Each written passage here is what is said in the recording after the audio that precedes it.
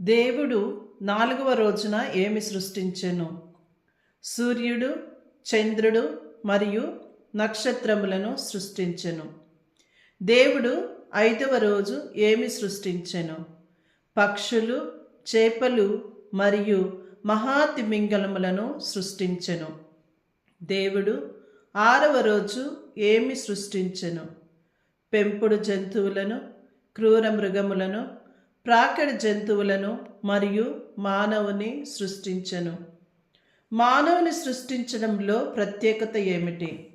దేవుడు మానవుని తన పోలికలో సృష్టించాడు. మానవుని తన పోలికలో సృష్టించెను అనగానేమి? దేవుడు మానవునిలో తన ఆత్మను ఉంచి సృష్టించెను. దేవుడు మానవుని ఏ విధముగా దీవించెను?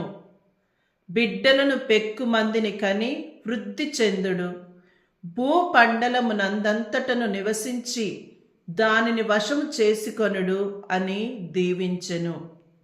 దేవుడు 7వ రోజు ఏమి చేశాడు? దేవుడు 7వ రోజు విశ్రాంతి తీసుకొని ఆ రోజును దీవించి పవిత్ర దినముగా చేసెను. దేవుడు ఆదాము ఏవమ్మలను ఎక్కడ ఉంచెను? దేవుడు ఆదాము ఏవమ్మలను ఏదెను తోటలో ఉంచెను. ఏదెను తోట నట్ట నడుమ ఏమున్నది?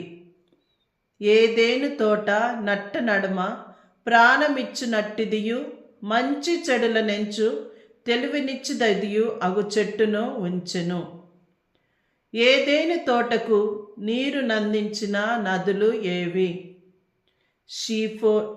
ఫీషోను, గీహోను, టిగ్రీసు, యూఫ్రటీసు. దేవుడు ఏవమ్మను సృష్టించుటకు గల కారణములు ఏమని చెప్పెను? నరుడు ఒంటరిగా జీవించడం మంచిది కాదు, అతనికి తోడు నీడయగు స్త్రీని సృష్టింతము అని చెప్పెను. ఆది తల్లిదండ్రులు ఏదెను తోటలోని అన్ని చెట్ల పండ్లు తినుటకు అనుమతి కలదా? లేదు. మంచి చెడ్డలనిచ్చు తెలివినిచ్చు చెట్టు పండ్లు తప్ప తోటలో ఉన్న ప్రతి చెట్టు పండును తినవచ్చని దేవుడు వారికి అనుమతినిచ్చెను. ఆదాము అను పదమునకు అర్థమేమి?